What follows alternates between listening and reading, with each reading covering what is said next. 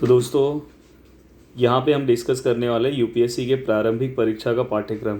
तो यूपीएससी के प्री जो एग्ज़ाम्स होते हैं उसका सिलेबस क्या है उसके बारे में हम डिस्कस करेंगे। तो सबसे पहले कि इसके अंदर दो पेपर्स होते हैं, paper number 1, paper number 2। Paper number 1 जो है उसके अंदर टोटल 100 मार्क्स, यहाँ पे 200 मार्क्स का पेपर नंबर 1 रहेगा। उसके अंदर 100 क्वेश्चन आएंगे और एक क्वेश्चन का मार्क्स जो रहेगा वो 2 मार्क्स कंसिडर किया जाएगा। बाद में ये जो प्रारंभिक जो परीक्षा होती है, जो प्री जो कंसिडर किया जाता है, तो प्री के अंदर से सिलेक्शन किया जाता है, देन उसके अकॉर्डिंग फिर हम मेंस के अंदर एंट्री करते हैं। देन सेकेंड, आपको यहाँ पे अगर आप देखोगे तो यहाँ पे आपका एक सी सेट का पेपर होता है जो यहाँ पे आपको दिखाई दे रहा होगा। सी सेट का यहाँ पे आपको पेपर दिखाई दे रहा होगा। ये सी सेट का पेपर भी 2 घंटे का टाइम आपको मिलता है और इसके अंदर 80 क्वेश्चन पूछते हैं और एक क्वेश्चन जो है वो आपको 2.5 मार्क्स का रहता है। 2015 के परीक्षा सुधार के बाद आपको केवल 33% हर अर्हक अंक यानी 36 अंक स्कोर करने की आवश्यकता है। आपको पता होना चाहिए कि यूपीएससी के मार्क्स इसके अंदर कंसीडर तो नहीं होते फाइनल एग्ज़ाम में, बट आपको मेंस के लिए क्वालिफाई होने के लिए प्री को क्वालिफाई करना पड़ता है, तो जिससे आप मेंस का एग्ज़ाम दे सकते हो। यूपीएससी में मेंस के मार्क्स जो है वो कंसीडर होते हैं और इसके अंदर 2015 के बाद से सी सेट का जो पेपर है बस क्वालिफाइंग पेपर है। इसके अंदर बस आपको 33% मार्क्स स्कोर करना है, मतलब आउट ऑफ 200 आपको 66 मार्क्स स्कोर करना है तो आप क्वालिफाई हो जाओगे। 66 से आप कितना भी ज़्यादा करो कम करो उससे कुछ फ़र्क नहीं पड़ता, फिर इस पेपर का मार्क्स के अकॉर्डिंग मेरिट आपकी डिसाइड की जाती है। अब देखो इसके अंदर कुछ क्या क्या इसके सिलेबस हैं।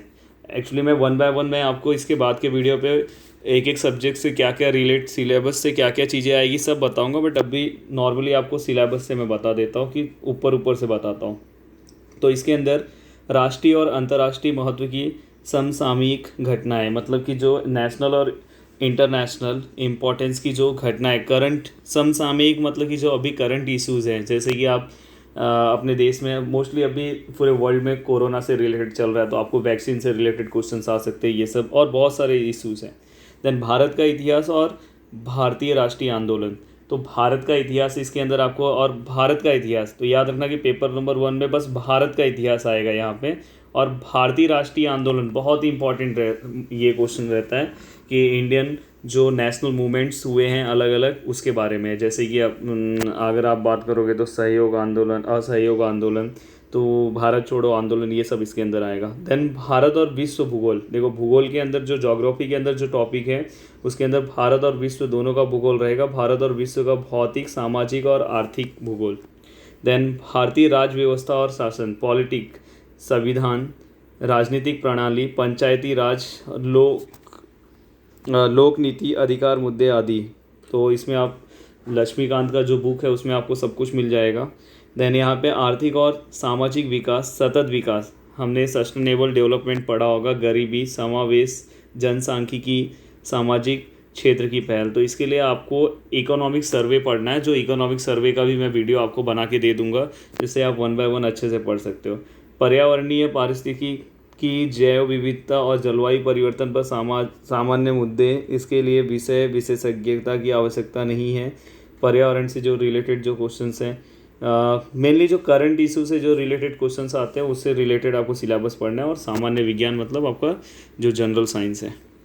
बाद में यहाँ पे आपको सी सेट का भी एक सिलेबस जो है वो फिक्स है, तो यहाँ पे आपको बुक्स आते हैं सी सेट्स के अलग अलग। आप अगर कोई भी बुक, एक बुक अगर आप फॉलो करोगे तो आप आराम से इस सब्जेक्ट को भी कवर कर सकते हो। अगर आपको कोई भी अगर उससे रिलेटेड अगर आपको बुक्स से रिलेटेड कोई भी अगर पीडीएफ चाहिए तो हमारे टेलीग्राम का ग्रुप दिया हुआ है, आप उसको ज्वाइन कर सकते हो, वहाँ पे रेगुलर आपको अपडेट मिलते रहेंगे।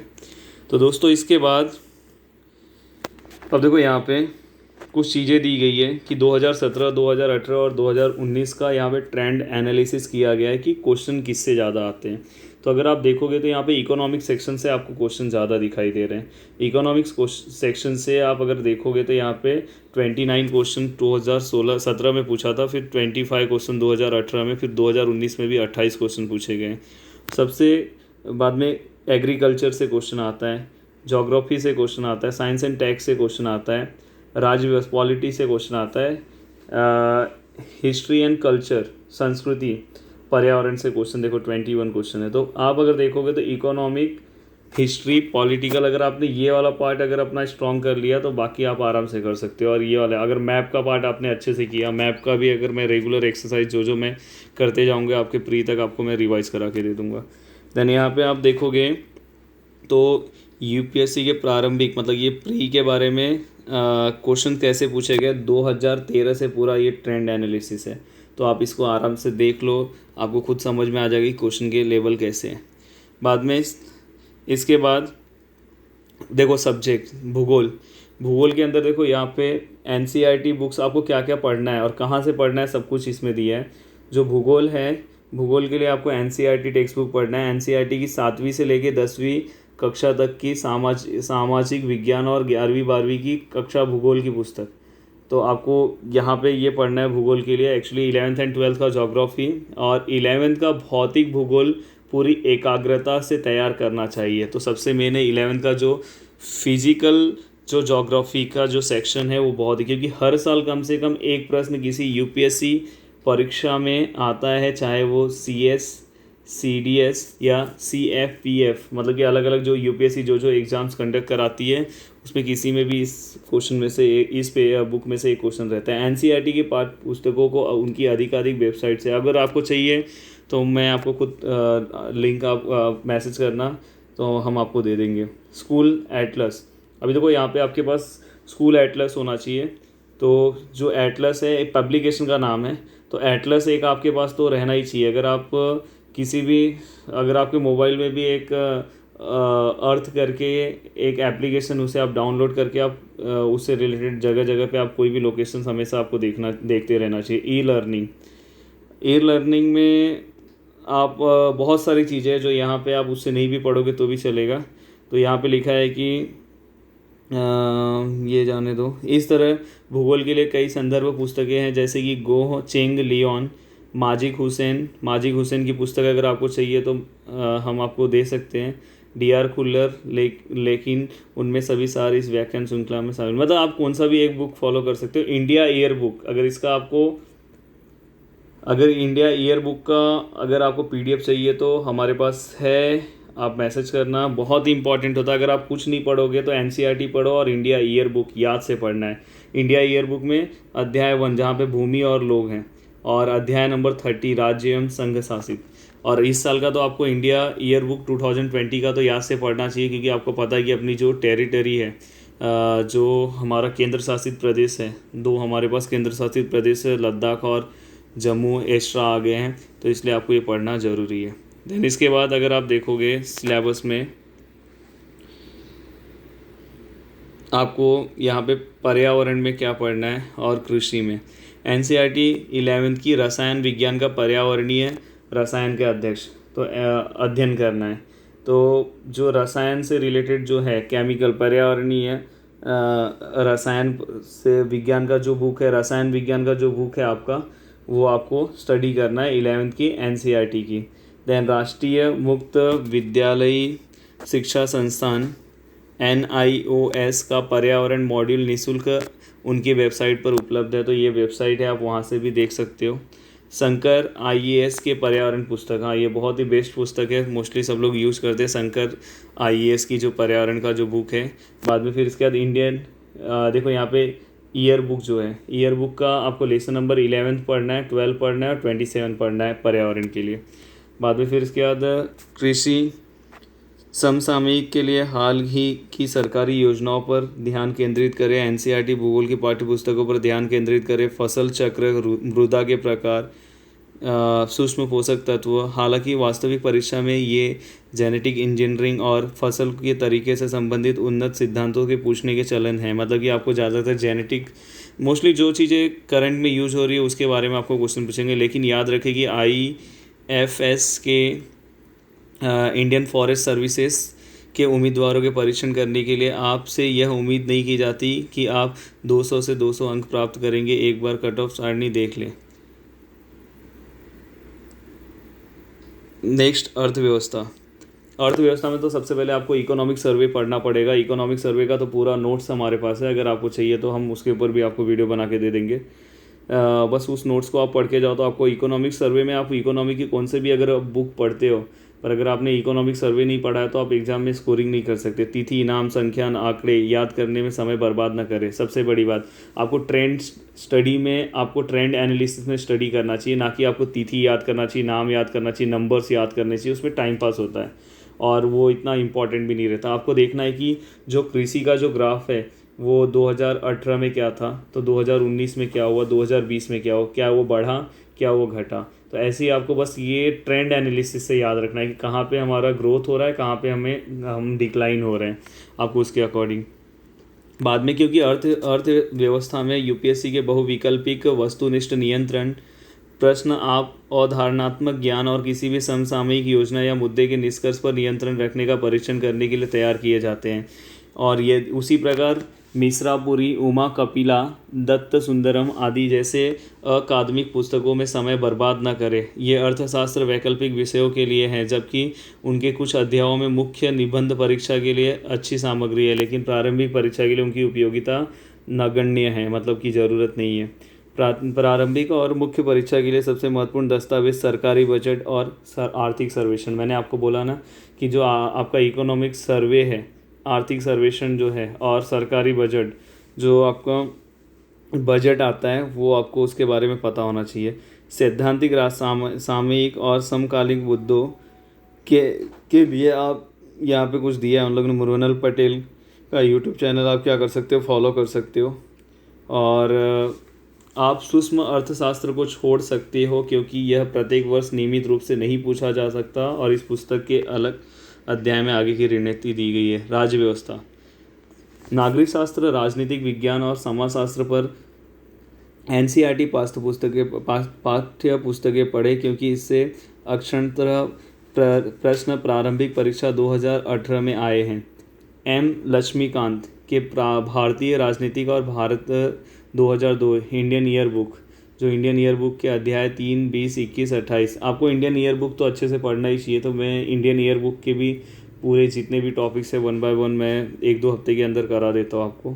सामयिक विधेयकों और अधिनियमों के लिए आप PRSindia.org का अनुसरण कर सकते हो। और बाद में जो विधेयक है, अलग अलग एक्ट हैं, तो उसके लिए आप इसको टाइम टू टाइम आप जाके क्या कर सकते हो, विजिट कर सकते हो। वहाँ से आप उस साइट पे देख सकते हो, अलग अलग लॉ पढ़ सकते हो। मुख्य परीक्षा के लिए प्रश्न पत्र 1 और 2 के लिए फिर से राज्य व्यवस्था से संबंधित विषय से प्रश्न पूछे जाते हैं, मुख्य परीक्षा। इसके बाद जो आपका मेंस होगा, इसके लिए इग्नू MPS 003 मॉड्यूल का संदर्भ ले, तो यहाँ पे दिया निःशुल्क उपलब्ध है। यहाँ पे आपको साइट भी दिया हुआ है। इतिहास और कला एवं संस्कृति, सबसे पहले आप नए और पुराने एनसीईआरटी के अंतर से स्पष्ट हो जाएं। एनसीईआरटी के पुराने पाठ्य प्रश्न में तिथियों, नामों, युद्धों, संधियों पर अधिक जोर दिया गया था, लेकिन हाल ही के यूपीएससी परीक्षाओं में ऐसे सामान्य ज्ञान प्रकार के प्रश्न विरले हैं, मतलब नहीं पूछे जाते, बहुत ही कम पूछे जाते हैं। जबकि अवघंतन एनसीईआरटी में कला, सांस्कृतिक, धर्मनिरपेक्षता, बौद्ध धर्म और जैन धर्म पर अधिक जोर दिया है, ऐसे प्रश्न ज़्यादा पूछे जाते हैं। इसलिए पुराने समय के कुछ कोचिंग के शिक्षक और टॉपर्स जो इस प्रचलन से अर्धघन्नत हैं नहीं हैं, वे पुराने एनसीईआरटी की सिफारिशें करना जारी रखे हुए हैं, लेकिन मैं आपसे नए एनसीईआरटी की सलाह देता हूँ। प्राचीन व मध्यकालीन, तो अगर आपको प्राचीन इतिहास और मध्यकालीन इतिहास पढ़ना है तो आप तमिलनाडु बोर्ड के आधिकारिक वेबसाइट पर निःशुल्क 11वीं की एनसीईआरटी बुक पढ़ सकते हो। वैसे आप सीबीएसई की एनसीईआरटी बुक से ही पढ़ोगे तो भी बेस्ट है वो। कला एवं संस्कृति के लिए आपको नए एनसीईआरटी का जो है, या तो कला संस्कृति पर नितिन सिंघानिया की पुस्तक है, वो भी आप पढ़ सकते हो। स्वतंत्रता आंदोलन के लिए प्रारंभिक के लिए राजू अहिर की आधुनिक भारत का संक्षिप्त इतिहास है। मुख्य परीक्षा के लिए विपिन चंद्र की स्वतंत्रता के लिए भारत का संघर्ष, और यूट्यूब चैनल का आप फॉलोअप कर सकते हो। विश्व इतिहास के लिए यह विषय प्रारंभिक पाठ्यक्रम का हिस्सा नहीं है। आपको पता होना चाहिए कि विश्व इतिहास प्रारंभिक परीक्षा में नहीं आता, लेकिन यह केवल मुख्य सामान्य अध्ययन प्रश्न 1 के लिए प्रासंगिक है। आप मेरे यूट्यूब चैनल, तो इनका जो यूट्यूब चैनल है आप उसे फॉलो कर सकते हो। स्वतंत्रता के बाद, यह केवल मुख्य परीक्षा के लिए प्रासंगिक है। देखो, ये स्वतंत्रता के बाद क्या क्या हुआ था, आपको पता होगा कि सरकार आई, अलग अलग सरकार आई, आपको पता होगा आपातकाल लगा, बाद में 1992 में बहुत उदारवादी अर्थव्यवस्था में नीति अपनाई गई 1991 में। तो ये सब भी जो क्वेश्चंस है स्वतंत्रता के बाद का चुनिंदा अध्याय का संदर्भ ले, मतलब कि बिपिन चंद्र के बुक से आप पढ़ सकते हो या एनसीईआरटी क्लास 12th की बुक। विज्ञान सिद्धांत के लिए सबसे पहले मैं विज्ञान का अगर मेरा सजेशन लोगे तो आप विज्ञान के लिए जो करंट इशूज़ हैं, करंट इशूज़ के अकॉर्डिंग आपको टॉपिक तैयार कर लेना चाहिए। फिर भी अगर आपको कुछ प्रॉब्लम है तो आप इसे रीड कर सकते हो। सिद्धांत के लिए एनसीईआरटी के लिए के साथ दिशा सामान्य अध्ययन नियमावली के विज्ञान भाग को संयुक्त रूप से संदर्भ ले। सामयिक और समसामयिक विषयों के लिए सामाजिक स्वास्थ्य, अंतरिक्ष अन्वेषण और आईसीटी पर ध्यान दें। जैसे कि आपको पता होगा चंद्रयान जो हमारा गया था उसके बारे में, जो करंट इश्यूज़ है उसके बारे में आपको नॉलेज होना चाहिए। तो दोस्तों ये भी हमारा पार्ट ख़त्म हो गया। अब लास्ट पार्ट पे हम आते हैं। अब देखो यहाँ पे सामयिक घटनाक्रम, समसामयिक घटनाओं को अलग विषय के रूप में ना देखें, ये अन्य विषयों से अंतर्निहित है जिनका मैंने पहले ही उल्लेख किया, चाहे यह अर्थव्यवस्था हो, पर्यावरण हो, राजनीति हो, विज्ञान हो। हालांकि द हिंदू को यूपीएससी के लिए आदर्श समाचार पत्र माना जाता है, लेकिन हाल के वर्षों में अधिकांश प्रारंभिक और मुख्य परीक्षा के प्रश्नों को इंडियन एक्सप्रेस से भी हल किया जा सकता है। इसलिए आप उनमें से किसी का भी उपयोग करें आपके शहर में जो आसानी से और सस्ते में उपलब्ध हो। एकल समसामयिक घटनाक्रम जैसे कि नोबेल विजेता, ऑस्कर विजेता, ओलंपिक विजेता आदि लिपिकीय परीक्षा के लिए महत्वपूर्ण है, लेकिन यूपीएससी, आईएएस, आईपीएस परीक्षा में बहुत कम पूछे जाते हैं। जो वनडे टाइप के जो क्वेश्चंस होते हैं वो ये सब एग्ज़ाम में नहीं पूछे जाते। जब से 2011 के सीसेट में सुधार हुए हैं, इसलिए आप इन्हें कम महत्व दें। समसामयिक की तैयारी की अवधि क्या होनी चाहिए, जिसकी 5 परीक्षाओं के रुझान के आधार पर, पिछली 5 परीक्षाओं के रुझान के आधार पर मैं आपको आने वाले प्रारंभिक परीक्षा 2020 के लिए जनवरी 2019 से अप्रैल 2020 तक के करंट अफेयर पर ध्यान देने की सलाह दूंगा। यहाँ पे ऐसा लिखा है, पर आपको पता है कि आपके एग्ज़ाम्स लेट हो चुके हैं, तो आपको फिर भी 2019 और 2020 फॉलोअप करना चाहिए। समसामयिक के प्रश्नों की संख्या में धीरे धीरे गिरावट हो रही है, जैसे कि सारणी में आप देख सकते हो। देखो करंट इशूज़ से आप अगर क्वेश्चन पूछोगे तो देखो ये आपको यहाँ पे ग्राफ दिया हुआ है कि किस तरह से वो क्वेश्चंस पूछते हैं। अभी ये तो आपका पेपर नंबर 2 है, उससे रिलेटेड नहीं है। पेपर नंबर 2 के बारे में कि आपको किससे रिलेटेड कितने क्वेश्चन आते हैं। अंक गणित से रिलेटेड आपके 20 क्वेश्चन आते हैं, ज्योमेट्रिकल से रिलेटेड 1 क्वेश्चन आए थे, समय distance and time and distance से रिलेटेड भी आपको 2 क्वेश्चन पूछे गए थे। अब देखो यहाँ पे कट ऑफ के बारे में बात किया है, तो ये कट ऑफ के बारे में है कि अलग अलग चीज़ों के लिए अलग अलग कट ऑफ है। जैसे कि यहाँ पे आप देखोगे ये जनरल के लिए जो कट ऑफ है, बाद में ओबीसी के लिए। जनरल और ओबीसी के कट ऑफ में ज़्यादा डिफरेंस अगर आप देखोगे तो नहीं देखने के लिए मिलता है। 2018 का है कि 98 मार्क्स का है, यहाँ पे 96.66 मार्क्स का है। बाद में फिर ये नीचे अलग अलग कास्ट का है, और ये दिव्यांग लोगों के लिए है। तो 200 में से इतने मार्क्स आपको, इसके ऊपर मार्क्स कम से कम चाहिए। तो आप अगर देखोगे तो हमेशा जो आपका कट ऑफ है 2015 के बाद से अगर आप देखोगे तो 2016 में जो कट ऑफ था वो बहुत ऊपर चले गया था, नहीं तो लगभग आपका कट ऑफ 110 या 100 के अंदर ही रहेगा। तो आपको मिनिमम कम से कम कुछ नहीं तो 110 के ऊपर तो आपको टारगेट करना ही पड़ेगा एग्ज़ाम में स्कोर करने के लिए। तो दोस्तों यहाँ पे आपको पूरा सिलेबस सिस्टमेटिक समझ में आ गया होगा। अब हम, अगर आपको चाहिए तो हम मुख्य परीक्षा के भी एक एक सिलेबस को हम यहाँ पे डिस्कस करेंगे। Thank you.